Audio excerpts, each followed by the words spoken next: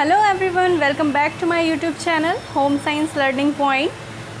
So today's topic is about anemia. Anemia के बारे में बात करेंगे हम. Anemia यानी कि रक्त अल्पता.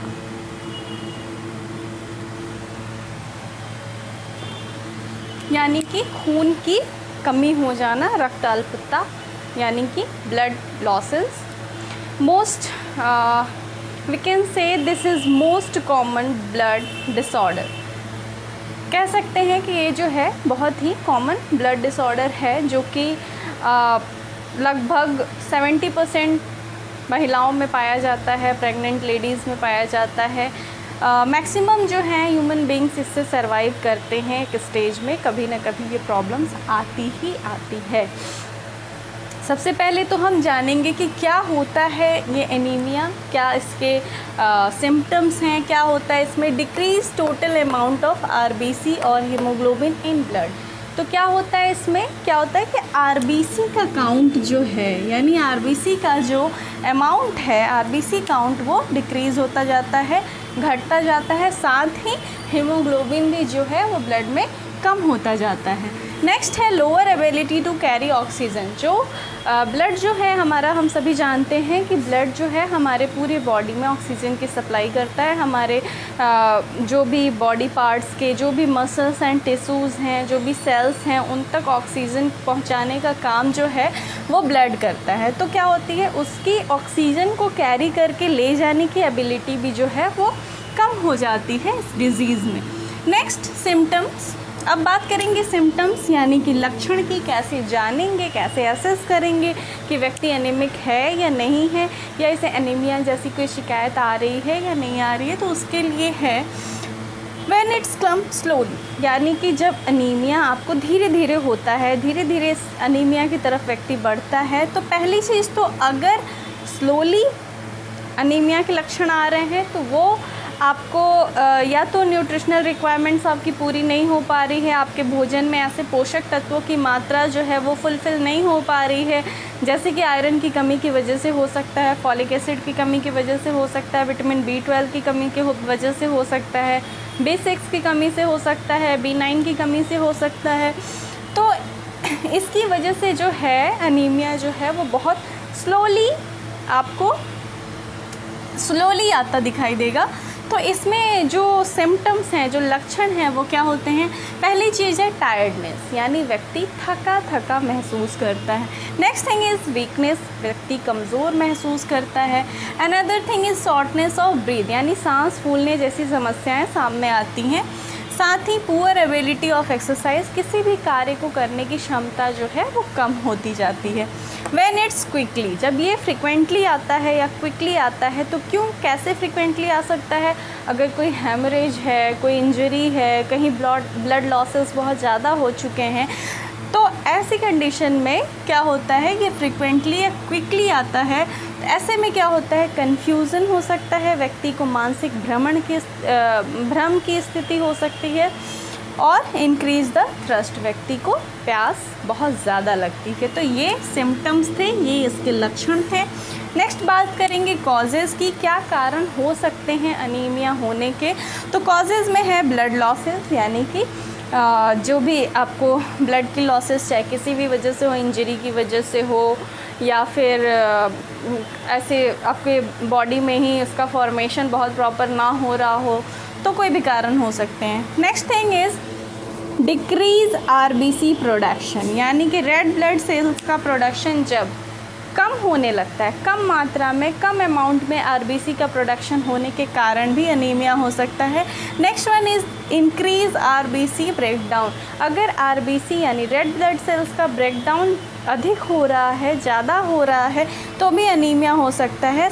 Another thing is trauma. अगर कोई ट्रॉमा है, इंजरी है, तो ऐसी केसेस में भी अनीमिया होने की संभावनाएं हैं. Next one is gastro intestinal bleeding. Gastro intestinal bleeding यानी गैस्ट्रो इंटेस्टिनल ट्रैक, यानी हमारे माउथ से लेकर रेक्टम तक का जो भी डाइजेस्टिव ऑर्गन है, जो भी डाइजेस्टिव ऑर्गन के अंतर्गत जो भी पार्ट आते हैं, उनमें कहीं भी ब्लीडिंग हो रही है, कोई इंजरी है या कोई प्रॉब्लम है जिसकी वजह से ब्लीडिंग आ रही है, तो व्यक्ति अगर ये चीज़ें कंटिन्यू चलती रहीं तो क्या होता है, इसकी वजह से भी व्यक्ति एनेमिक हो सकता है, अनीमिया हो सकता है। Next one is iron deficiency. अगर किसी व्यक्ति को आयरन डिफिशियंसी है, आयरन की कमी है, तो अनीमिया हो सकता है। थैलेसीमिया, ये एक प्रकार का ब्लड डिसऑर्डर है, उसकी वजह से हो सकता है। रिड्यूस्ड हीमोग्लोबिन प्रोडक्शन, अगर हीमोग्लोबिन का प्रोडक्शन बहुत कम हो रहा है, डिक्रीज़ हो रहा है, ऐसी कंडीशन में भी क्या हो सकता है, अनीमिया हो सकता है। और last thing is infection. Infection in the sense कि अगर कोई आपको लाइक मलेरिया, डेंगू, ऐसे में क्या होता है कि आपके प्लेटलेट्स कम होते हैं या आरबीसी काउंट कम होता है, ऐसे में ब्रेकडाउन जो है आरबीसी है उसका अधिक होता है, तो इस कंडीशन में भी अनीमिया होने की संभावनाएं ज़्यादा होती हैं। नेक्स्ट बात करेंगे क्लासिफिकेशन की, कितने प्रकार का अनीमिया होता है, कितने प्रकार की अनीमिया पाई जाती हैं। तो based on size of RBC, तो इसको हम क्लासिफाइड किस आधार पे कर रहे हैं, आरबीसी के साइज़, यानी रेड ब्लड सेल्स की जो साइज़ है उसके आधार पर इसे क्लासिफाइड किया गया है। पहला है आपका माइक्रोसिटिक अनीमिया, यानी अगर आरबीसी की साइज़ यानी रेड ब्लड सेल्स की साइज़ बहुत छोटी छोटी है तो ये माइक्रोसिटिक अनीमिया है। मैक्रोसिटिक अनीमिया यानी आरबीसी की साइज़ अगर बड़ी है उसकी, तो क्या है, ये माइक्रोसिटिक अनीमिया है। एंड नॉर्मोसिटिक अनीमिया यानी आरबीसी की साइज़ अगर नॉर्मल है तो ये क्या है, नॉर्मोसिटिक अनीमिया के नाम से जाना जाता है। तो this was the classification of anaemia. इसको 3 तरीके से कैटेगराइज किया गया है, micro, macro and normocytic anaemia. Next बात करेंगे नॉर्मल रेट ऑफ हेमोग्लोबिन, कैसे एसेस करेंगे। असेसमेंट के लिए बहुत ज़रूरी है कि हम उसका नॉर्मल रेट ऑफ हेमोग्लोबिन कितना होना चाहिए एक स्वस्थ व्यक्ति का, वो जानेंगे। तो 13 to 14 ग्राम पर डीएल मेन, यानी कि पुरुषों में जो हेमोग्लोबिन काउंट है, हेमोग्लोबिन रेट है, वो 13 से 14 ग्राम पर डीएल होना चाहिए, और महिलाओं के लिए 12 से 13 ग्राम पर डीएल, ये नॉर्मल रेट है। अगर किसी कंडीशन में ये क्या होता है, लेस होता जाता है, इसकी मात्रा इससे कम होती जाती है, तो क्या होता है, ऐसे कंडीशन में व्यक्ति जो है अनेमिक पाया जाता है, अनीमिया की तरफ जा रहा होता है। अगर इसकी मात्रा में, इस रेट में बहुत ज़्यादा कमी, यानी 6 to 8 तक अगर ये चला जाता है, ये रेट 6 to 8, तो ऐसे कंडीशन को हम सीवियर कंडीशन मानते हैं, जिसमें कि हमें ट्रीटमेंट की ज़रूरत होती है। More common in pregnant lady than man. ज़्यादातर अनीमिया जो है, ये अनीमिया जो है मोस्टली जो है वो प्रेग्नेंट लेडी में कॉमन है, इसीलिए प्रेग्नेंट लेडी को अलग से फॉलिक एसिड, आयरन की टैबलेट, सप्लीमेंट्स प्रोवाइड कराई जाती है।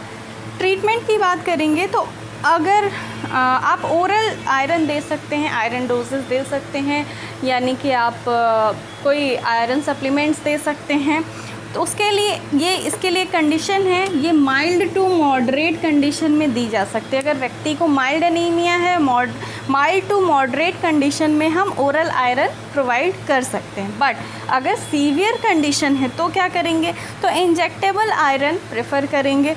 उसके लिए भी डेली डोजेस की बात करें तो up to 6 mg per day iron inject किया जा सकता है। ब्लड ट्रांसफ्यूज़न की बात करें, अगर किसी को 6 to 8 वाली कंडीशन है, यानी कि ये सीवियर कंडीशन आ रही है, तब हम क्या करेंगे, ब्लड ट्रांसफ्यूज़न कर सकते हैं। नेक्स्ट वन आता है आपका ESA यानी कि एथ्रोपोइसिस स्टिमुलेटिंग एजेंट, ठीक है।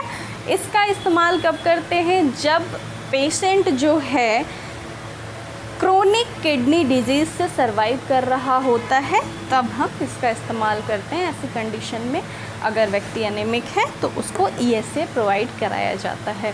तो this was the short information about the anaemia. Next video में हम बात करेंगे कि इसके प्रिवेंशन की बात करेंगे, यानी अनीमिया ऐसा हम क्या करें अपनी डेली रूटीन में, ऐसी कौन सी हैबिट्स को फॉलो करें, या हम ऐसा क्या डाइट अपनाएं जिसकी वजह से हमें ये डिजीज़ हो ना, या हम इसको कैसे क्योर कर सकते हैं, इसको कैसे प्रिवेंट कर सकते हैं। प्रिवेंशन और ट्रीटमेंट की बात तो यहाँ हो गई, ये तो आप देख रहे हो ये सीवियर कंडीशन के लिए ट्रीटमेंट है। लेकिन अगर माइल्ड एनीमिया है तो उसको हम डाइट के थ्रू क्योर कर सकते हैं और साथ ही प्रिवेंट कर सकते हैं, बचाव कर सकते हैं। कैसे, वो हम जानेंगे नेक्स्ट वीडियो में। डाइट के थ्रू क्या हम अपनी डाइट में इंक्लूड करें कि हम एनीमिया को क्योर कर सकते हैं, उसको प्रिवेंट कर सकते हैं। सो होप ये वीडियो आपको पसंद आया हो। Thank you for watching. मिलते हैं नेक्स्ट वीडियो में।